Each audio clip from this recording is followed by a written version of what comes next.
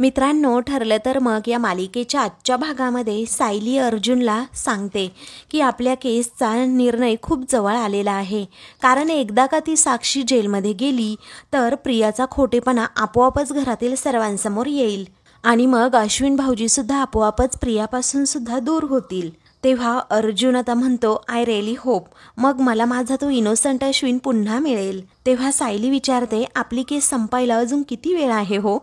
तेव्हा अर्जुन म्हणतो, फार नाही, परंतु आता दामिनीची पुढची ॲक्शन काय असेल यावर सगळं काही डिपेंड आहे. कारण परवा कोर्टामध्ये जो तिचा फ्लॉप शो झाला ना, त्यानंतर ती खूप चिडली असेल. कारण अर्जुन सुभेदार सोबत कोणतंही डील होऊ शकत नाही हे तिला आता चांगलंच माहिती आहे. सो चिडून आणखी खालच्या लेवलला ती जाईल आणि आपल्याला पर्सनली हर्ट करण्याचा सुद्धा प्रयत्न करेन. तेव्हा सायलीला टेन्शन येतं आणि ती म्हणते, अरे देवा, आता काय करायचं? अर्जुन म्हणतो, नाही, अजिबात आपण हर्ट व्हायचं नाही. दामिनीला हेच तर हवंय, जुनं इरिटेटिंग काहीतरी उकरून काढायचं आणि आपल्याला भडकवायचं. तेव्हा सायली म्हणते, पण त्या अगोदर तुम्ही साक्षीला अडकवा, म्हणजे दामिनीला काही कामच उरणार नाही आणि इथे प्रियाला कसं अडकवायचं ते मीच बघेन. तेव्हा अर्जुन म्हणतो, एक मिनिट, आत्ताचं तुमचं एक्सप्रेशन तर सायली 2.0 नाहीये, मग तुम्ही एवढ्या रेस्टलेस का झालात? सायली सांगते. मग सायली म्हणते, आत्ता जरी प्रियाचा डाव मी तिच्यावर उलटवला असेल तरीही अश्विन भाऊजींचा आजचा वाढदिवस उगीच बिघडायला नको. कारण आतमध्ये तिने काय घोळ घालून ठेवला असेल ना, हे देवालाच माहीत. त्यात जेवणाची वेळ झाली, आतमध्ये जाऊन बघायला हवं नक्की चाललंय काय, कारण अश्विन भाऊजी सुद्धा इतक्यात येतील. असं म्हणून सायली अगदी पदर खोचून आतमध्ये निघालेलीच असते. तेव्हा अर्जुन लगेचच म्हणतो, थांब थांब, अगं जरा त्या तन्वीची पंचायत तर होऊ देत. अगं सर्वांना हे दिसू दे ना की तन्वी फक्त तुझ्या जीवावर उड्या मारते, त्यामुळे तू आतमध्ये जाऊन करण्याची काही गरज नाहीये. मग सायली म्हणते, अहो मी उगीच काही करायला जात नाहीये आणि अश्विन भाऊजींना त्यांच्या वाढदिवसाच्या दिवशी चांगला स्वयंपाक मिळायला हवा की नको, आणि एव्हाना तिला मिळायची ती शिक्षा मिळालीच असेल. आता तिने केलेल्या स्वयंपाकाची आपल्या घरातील सर्वांना शिक्षा नको आणि म्हणून मी जातीये. तेव्हा अर्जुन म्हणतो, सगळं कसं बॅलन्स करायचं हे तुझ्याकडूनच शिकलं पाहिजे आणि तुला या प्रेमाचा रिझल्ट लवकरच मिळणार नक्की, असं म्हणून सायलीचं तो कौतुक करतो. आणि मग त्यानंतर पुन्हा म्हणतो, फक्त डॅडच नाही तर घरातील सर्वजण बरोबर पहिल्यासारखे वागतील. आता अर्जुनच्या तोंडून हे बोलणं ऐकून सायली खूपच खुश होते आणि म्हणते, तुमच्या तोंडात ना खीर पडो. मग अर्जुनला खूपच आनंद होतो की आज खीर खायला मिळणार. सायली म्हणते, पण ती करण्यासाठी आतमध्ये जायला हवं ना, कारण खिरीच्या नावाखाली ती सर्वांना साधं दूध देईल. मग अर्जुन तिच्यावर हसतो. इकडे कल्पना बिचारी एकटीच किचन स्वच्छ करते आणि म्हणते, आता कसं जरा म्हणजे किचन स्वच्छ झालाय, एकदम छान झालाय, आता स्वयंपाक करायला मी मोकळी. असं म्हणून ती आता कढाई पनीर बनवायला घेते आणि म्हणते, अगोदर लाकडी डाव लागेल ना मला. मग त्यावेळी प्रताप कल्पनाकडे पाहतच राहतो, कारण प्रिया अजूनही मोबाईलमध्येच डोकावत असते. तासभर खिरीची रेसिपी शोधत असते. त्यानंतर कल्पना म्हणते, अगं ऐक ना तन्वी, मला लाकडाचा डाव देतेस का जरा? प्रियाचं लक्ष आपल्या मोबाईलमध्येच असतं. ती तेथून सुरी घेते आणि कल्पनाकडे देते. तेव्हा कल्पना म्हणते, अगं तन्वी, मी तुझ्याकडे काय मागितलं आणि तू काय देतेस मला? मी लाकडी डाव मागितला आणि तू मला सुरी देतेस. तेव्हा प्रिया हसते आणि ती सुरी खाली ठेवते. कल्पना म्हणते, लक्ष कुठे आहे तुझं? तेव्हा कल्पना म्हणते, बरं तन्वी ऐक, तन्वी मी अगोदर कढाई पनीर करायला घेते आणि तू रोट्यांचं बघ हां. त्यानंतर प्रिया कल्पनाकडे जाते आणि म्हणते, आई रोटीची रेसिपी बघत होते आणि त्यामध्ये ती बाई काय म्हणतीये की रोटी बनवताना त्यामध्ये दही टाकायचं म्हणून. कल्पना म्हणते, हो टाकायचंच असतं मग दही. मग प्रिया म्हणते, हो ना, मला वाटलंच होतं दही टाकायचंच असणार. मग कल्पना म्हणते, अगं त्याकरता व्हिडिओ कशाला बघायला हवा तन्वी, मी सांगते ना तुला. अगं जेव्हा आपण रोटीचं पीठ मळतो ना, तेव्हा कणकेमध्ये ना थोडं दही घालायचं असतं, म्हणजे अशी छान मळायची कणिक आणि थोडा वेळ आपण तशीच ठेवून तसाच ठेवायचा आणि मग त्यानंतर तूप किंवा तेल लावून अशी अशी गुंडाळी करायची. मग अशी गोल वेटवळी करून ती दाबून अशी ठेवून द्यायची आणि मग नंतरच लाटायची रोटी. तेव्हा प्रिया नुसती आपली डोक्याला हात लावून उभी राहते आणि कल्पनाचं बोलणं ऐकू लागते. मग कल्पना विचारते, मला सांग त्याने काय होतं बरं? त्यावेळी प्रिया विचारते, काय होतं मला सांगा ना तुम्ही. मग त्यावेळी कल्पना म्हणते, त्याने छान पापुद्रे सुटतात. तेव्हा बापरे, पापुद्रे सुटतात का असं हसतच प्रिया विचारते. मग आता कल्पना म्हणते हो. तर आता चल कणिक मळायला घे पटकन बरं, असं कल्पना तिला सांगते. तेव्हा एवढा डिटेलमध्ये बारीक अभ्यास तर मी 12वीच्या परीक्षेला सुद्धा केला नव्हता, असं प्रिया मनातच विचार करते. आता ना इथून कल्टी मारलेलीच बरी. या बिंडोकाचा सर्व स्वयंपाक करून झाला ना मग इथे आलेलं बरं. त्यानंतर ती आता नाटकं करते आणि म्हणते आई ऐका ना, मला ना माझ्या मैत्रिणीचा एक कॉल येतोय आणि ती मगापासून सारखी सारखी मेसेज करतीये. तिला ना एका प्रोजेक्टसाठी माझी मदत हवी आहे. मी पटकन जाऊन आले हा, जरा तिच्याबरोबर फोनवर सुद्धा बोलून येते. मग नंतर करते ना पनीर कढाई, जिरा घालून राईस आणि दही घालून रोट्या, सगळं सगळं करते हा, असं म्हणून प्रिया अक्षरशः तेथून पळच काढते. तेव्हा प्रतापला समजतं की तन्वी नुसती थापा मारतीये, तिला काहीच जमत नाही आणि कल्पना बिचारीला एकटीलाच ती स्वयंपाक करायला सांगणार. आता कल्पनाची गंमत करत तो म्हणतो चला सासूबाई लागा कामाला, कारण आता किचन ना तुम्हालाच सांभाळायचंय. तेव्हा कल्पना बिचारी हो म्हणते. तेवढ्यातच सायली तेथे येते. कल्पना आपली कामाला लागलेली असते. मग सायली कल्पनाकडे जात तिला विचारते आई दही बुंदीसाठी दही फेटून देऊ का तुम्हाला. तेवढ्यातच अर्जुन तेथे येतो आणि प्रताप जवळ सुद्धा बसतो. मग तो विचारतो काय रे अर्जुन, तुम्ही एवढ्या कमी वेळात आलात कसे काय पुन्हा. तेव्हा अर्जुन म्हणतो माझी बायको, कारण तिला किचनमध्ये कामं करायची आहेत ना म्हणून यावं लागलं. तेव्हा कल्पना आणि सायली या दोघीही मिळून आता कामं करत असतात. कल्पना आपापलं काम करत असते तर सायली दुसरं काम करत असते. मग अर्जुन दोघींकडे अगदी कौतुकाने पाहतो. प्रताप आणि अर्जुनचं सगळं लक्ष त्या दोघींकडेच असतं. इकडे कल्पनाला काहीतरी हवं असतं, ती शोधत असते परंतु तिला सापडत नाही आणि हीच नेमकी गोष्ट सायलीच्या लक्षात येते. सायली लगेच ती वस्तू कल्पनाला शोधून देते. आता हे पाहून मात्र अर्जुन आणि प्रताप दोघेही एकमेकांना इशारा करतात आणि हसतात. त्यानंतर आता कल्पना तिचं काम संपवते आणि लगेचच कणिक मळायला घेते. त्यावेळी सायली तिच्या हातात पिठाचा डबा देते, बरोबर कणिक मळण्यासाठी पाणी सुद्धा देते. इकडे अर्जुन आणि प्रताप दोघेही त्या दोघींची गंमत पाहत असतात आणि या दोघींचं चांगलं जुळतंय असं एकमेकांना इशारा करून म्हणत असतात. त्यानंतर कल्पना कोणता तरी पदार्थ करत असते आणि टेस्ट करून तो पाहते तर तो अगदी परफेक्ट नसतो. म्हणून सायली तेथे येते आणि ती सुद्धा टेस्ट करून पाहते. त्यामध्ये मिरची वगैरे काहीतरी टाकणार असते. मग कल्पना तरीही नाही म्हणते, इशारा करूनच तिला सगळ्या गोष्टी सांगत असते. मग इकडे अर्जुनला सुद्धा टेन्शन येतं, नक्की काय झालं असेल इकडे. प्रताप देखील आता दोघींकडे पाहतच राहतो. मग त्यानंतर सायली म्हणते पंजाबी डिशेसमध्ये असा कोणता तरी पदार्थ आहे की जो टाकला की पदार्थ अगदी रुचकर होतो, पण मलाही नेमका आठवत नाहीये, कोणता असेल बरं असा ती विचार करते. हा कल्पना प्रतापला म्हणते अहो. तेव्हा प्रताप विचारतो काय. मग कल्पना विचारते की मी काजूची पेस्ट फ्रीजमध्ये करून ठेवली होती, ती कुठे आहे बरं. तेव्हा प्रताप म्हणतो मी कशाला बघू, मी ती ठेवली सुद्धा नाही, बघितली सुद्धा नाही. मग कल्पना आता त्याच्यावर डोळेच वटारते. तर सायलीच्या लक्षात येतं की ॲक्च्युली हे मला सांगायचंय. तेव्हा सायली आता म्हणते अहो ऐका ना, आपण मगाशी जेव्हा बाहेर गेलो ना तेव्हा मी काजूची पेस्ट होती ना ती डीप फ्रीजरमध्ये ठेवली. तेव्हा अर्जुन म्हणतो अच्छा बरं झालं सांगितलं, नाहीतर मला ना सापडलीच नसती. मग सायली लगेच डीप फ्रीजरमधून ती काजूची पेस्ट कल्पनाला काढून देते. दोघींमधील अगदी गोड अबोला पाहून दोघेही मात्र हसू लागतात. त्यानंतर कल्पना म्हणते की अहो माझा स्वयंपाक ना मगाशीच झाला असता, पण काय आहे ते किचन साफ करण्यामध्ये माझा वेळ गेला ना. तेव्हा सायली म्हणते अहो तुम्ही काहीही काळजी करू नका, अश्विन भाऊजी घरी येणे अगोदर स्वयंपाक आपला रेडी असेल. तेव्हा अर्जुन म्हणतो अजिबात नाही, नो टेन्शन ॲट ऑल. त्यानंतर कल्पना पुन्हा एकदा ती पेस्ट अशी टेस्ट करून पाहते की तिच्याकडून ती अगदी परफेक्ट झालेली नसते, म्हणून ती जरा तोंडच वाकडं करते. तेव्हा सायली तिथे जाते आणि ती सुद्धा टेस्ट करून पाहते आणि गालात हसत अर्जुनला म्हणते अहो यामध्ये 1 चमचा जर कस्तुरी मेथी घातली तर कसं वाटेल. तेव्हा अर्जुन आणि प्रतापला प्रश्न पडतो आता काय सांगावं. मग त्यानंतर अर्जुन म्हणतो हो हो बिंदास घाला. तेव्हा कल्पनाच्या ही गोष्ट लक्षात येते आणि ती सुद्धा प्रतापला म्हणते हो कस्तुरी मेथी घालून ना खरंच खूप छान वाटेल. तेव्हा प्रताप म्हणतो हो ना, मग घाल घाल. सायली आता कस्तुरी मेथी शोधू लागते. तेव्हा कल्पना म्हणते अहो ऐका ना. प्रताप विचारतो काय झालं आता. ती म्हणते ती कस्तुरी मेथी आहे ना, जी जवळ जे कपाट आहे ना त्यामध्ये आहे.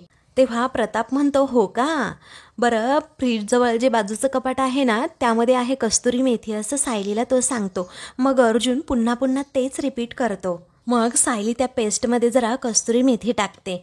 त्यानंतर अर्जुन हसतो आणि म्हणतो डॅड आपलं ना कबूतर झाले कबूतर. तेव्हा प्रताप हसतो आणि विचारतो कबूतर म्हणजे. मग अर्जुन म्हणतो डॅड जुन्या काळात नाही का जर काही मेसेज पाठवायचे असतील तर कबुतराच्या पायाला चिठ्ठी पाठवून तो मेसेजेस पाठवायचे. अगदी तसंच झालंय आपलं सुद्धा. आता कस्तुरी मेथी टाकल्यानंतर ती पेस्ट खरंच खूप छान होते. त्यामुळे कल्पना खुश होत लगेचच खूप छान झाली आहे असा इशारा करत प्रतापला सांगते.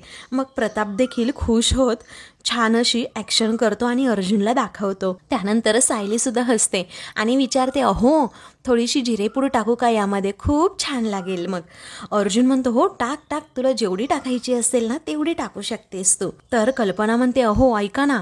प्रताप विचारतो काय झालं आता. ती म्हणते जिरेपूड नको आत्ता, छान नाही वाटणार, मसाला परतल्यानंतर मी त्यामध्ये गरम मसाला टाकेन. तेव्हा प्रताप विचारतो असं म्हणतेस, टाक मग. तेव्हा अर्जुन म्हणतो गरम मसाला फिक्स. मग आता सायलीसुद्धा त्याच्याकडे पाहून हसते. पुढे कल्पना पुन्हा प्रतापला सांगते अहो मी काय म्हणते, कढाई पनीर झाल्यानंतर त्यावरून फ्रेश क्रीम घातलं ना तर अगदी छान वाटेल. तेव्हा प्रताप म्हणतो हो तर अगदी अप्रतिम. तेव्हा सायली म्हणते अहो वरती सजावटीसाठी मी फ्रेश क्रीम अगोदरच काढून ठेवलंय. तेव्हा अर्जुन म्हणतो अरे वा व्हेरी गुड फॅन्टॅस्टिक. मग आता प्रतापसुद्धा हसतो. अर्जुन म्हणतो हे काय चाललंय डॅड, मी आता थकलो. मग आता तरीही प्रताप म्हणतो ओके राहू देत. त्यानंतर सायली पुन्हा एकदा म्हणते अहो, तर अर्जुन आता डोक्यालाच हात लावून बसतो आणि विचारतो काय रोट्या कधी करायच्या आहेत असं सायली आता विचारते. अर्जुन विचारतो आधीपासूनच लाटायच्या आहेत का. मग प्रताप देखील तेच आता कल्पनाला विचारतो. तेव्हा कल्पना म्हणते अहो रोट्यांना जेवायला बसायच्या अगोदर मी करून घेईल. तेव्हा ते दोघेही आता एकमेकांना सांगतात जेवायच्या अगोदरच करतील. मग त्यानंतर कल्पना पुन्हा खिरीचा विषय काढते आणि प्रताप बरोबर बोलत असते.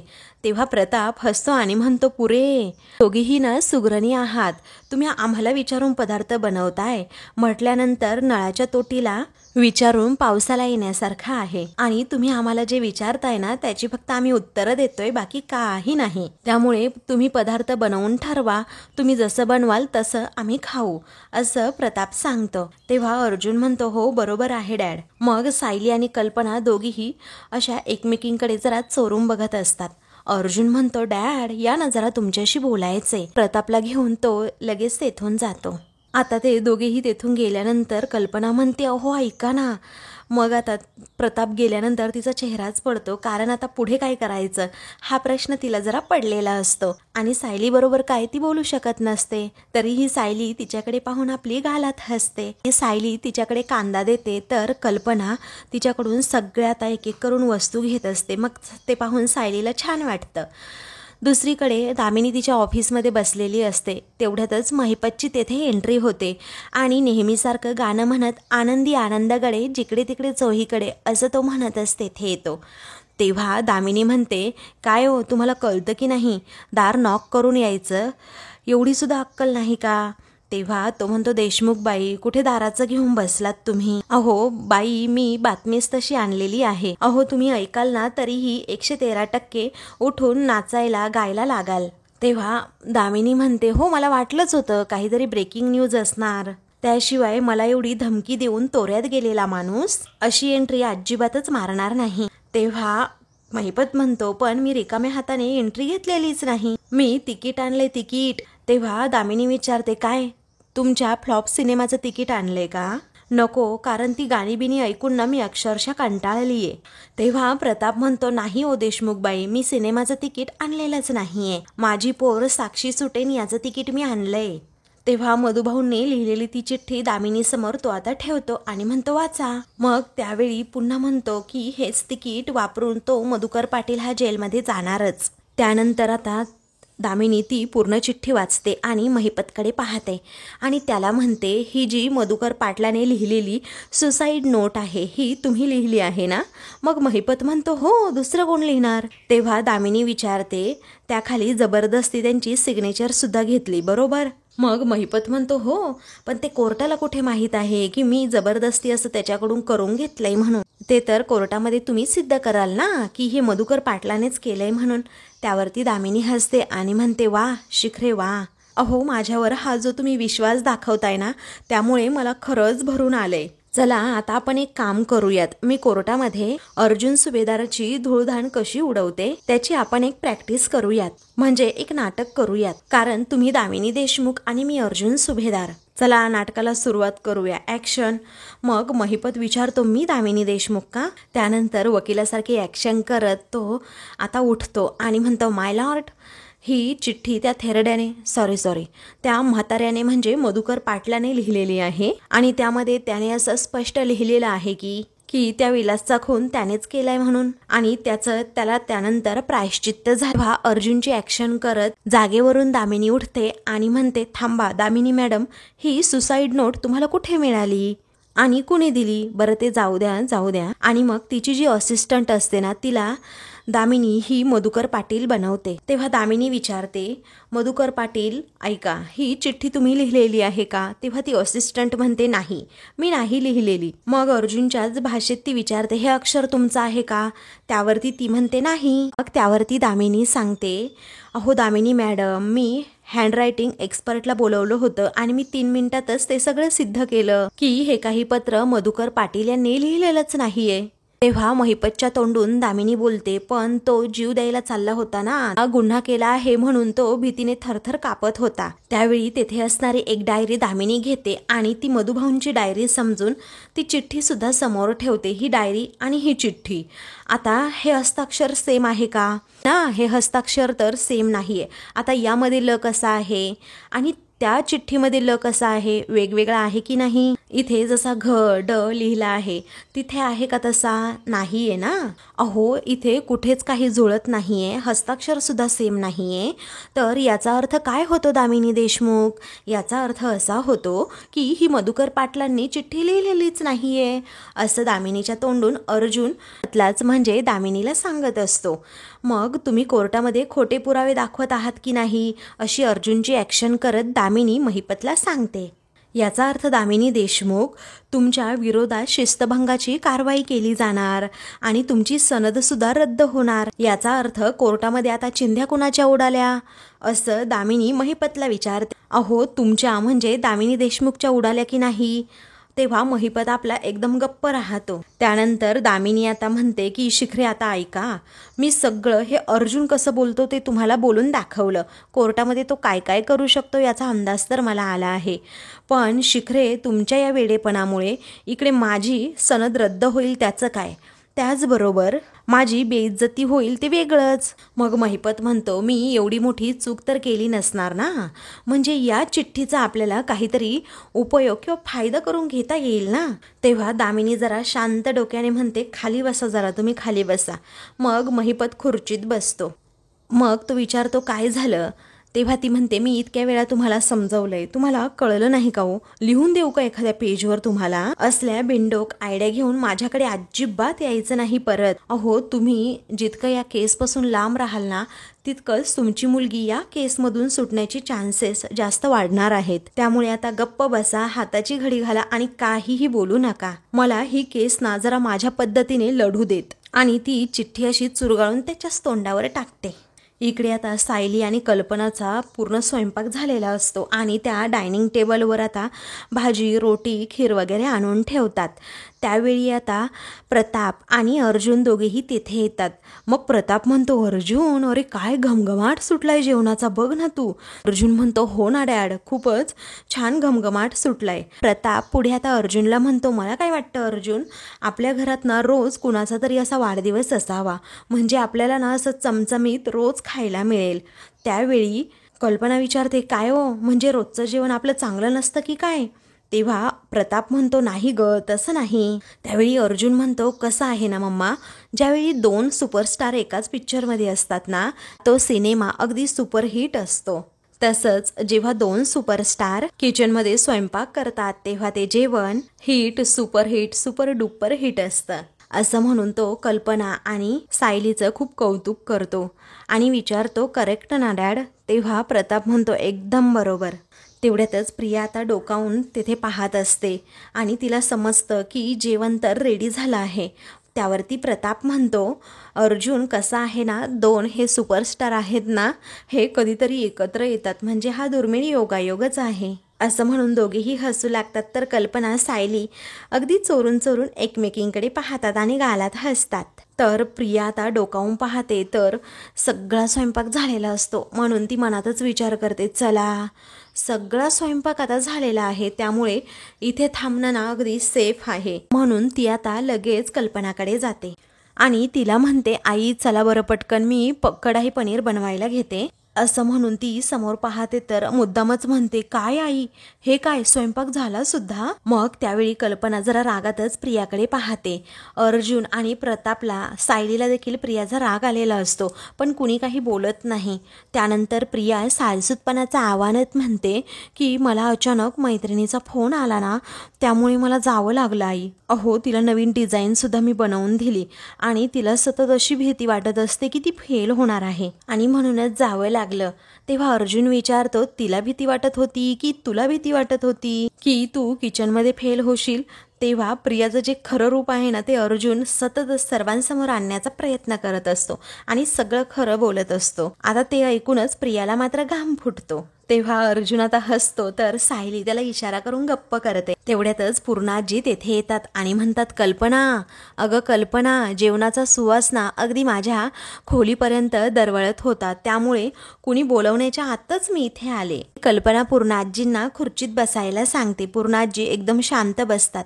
त्यानंतर प्रिया पुढे पुढे करते, मोठेपणा करत म्हणते बरं झालं पूर्णाजी तू स्वतःहूनच आलीस. हे बघ सगळा स्वयंपाक अगदी रेडी आहे, मी आता वाढायलाच घेते हा.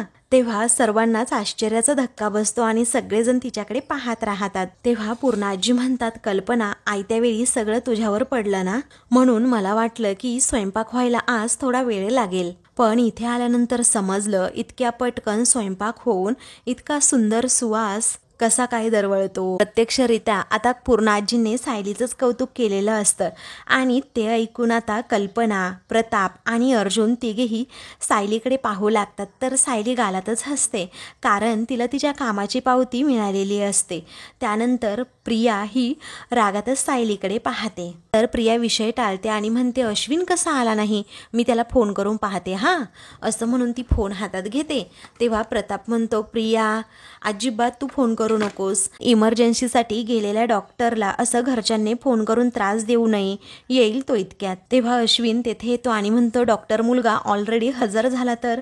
मग अश्विन आल्याबरोबरच सर्वांना आनंद होतो. तेव्हा अश्विन आतमध्ये येतो आणि पूर्णाजींच्या पाया पडतो. पूर्णाजी पुन्हा एकदा त्याला वाढदिवसाचं विश करतात.